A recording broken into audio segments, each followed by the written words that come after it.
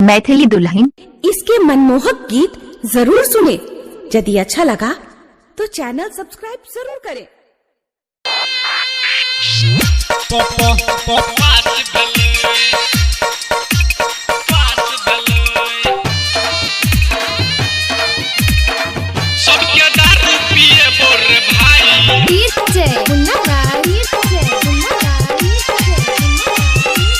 Recording by मां Saraswati recording studio Siswar बाजार।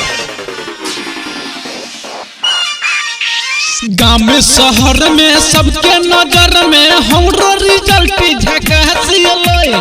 गाँव में शहर में सबके नजर में हमरो रिजल्ट झकासियले। सबके दारू पिए बोरे भाई मालो हमर पास भेले।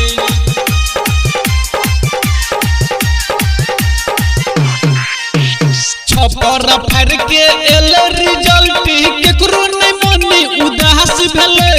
छपर फर के एल रिजल्ट केकरो नहीं मनी उदास भेले।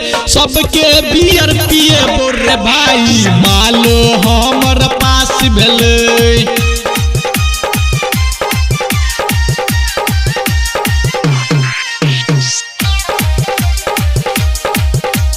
रिकॉर्डिंग बाय मां सरस्वती रिकॉर्डिंग स्टूडियो सिसवार बाजार।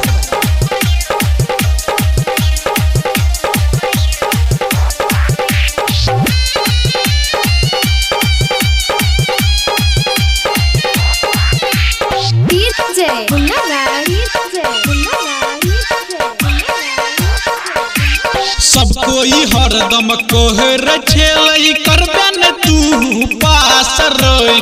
छोरी से फोने पर बाती करई छै करबे रिजल्ट के नास रोई। सब कोई हरदम कोहर छेलई करबे न तू पास रोई। छोरी से फोने पर बाती करई छै करबे रिजल्ट के नास रोई। साथे साथे गेलिए परीक्षा फोने पर रोज बात भेले। साथे साथे दिलिए परीक्षा फोने पर रोज बात भेले। सबके दारू पिए बोरे भाई मालो हमर पास भेले। सबके बियर पिए बोरे भाई मालो हमर पास भेले।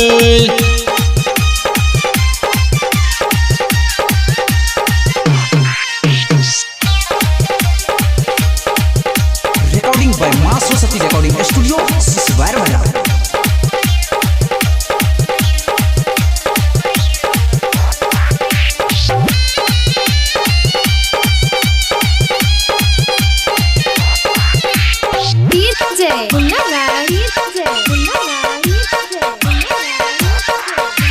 रंजन नसीब के माला पास रखल कई देबो हम सबके अब पार्टी रहे। राइटर सोनी सागर मदन चियई हमर साथी रहे। रंजन नसीब के माला पास रखल कई देबो हम सबके पार्टी रहे। राइटर सोनी सागर मदन चियई हमर साथी रहे। ओकर रिजल्ट फर्स्ट डिवीजन हमर रिजल्ट सेकंड अलै। ओकर रिजल्ट फर्स्ट डिवीजन हमर रिजल्ट सेकंड अलै। सबके दारू पिए बोरे भाई माल हमर पास भेले। सबके बियर पिए बोरे भाई माल हमर पास भेले।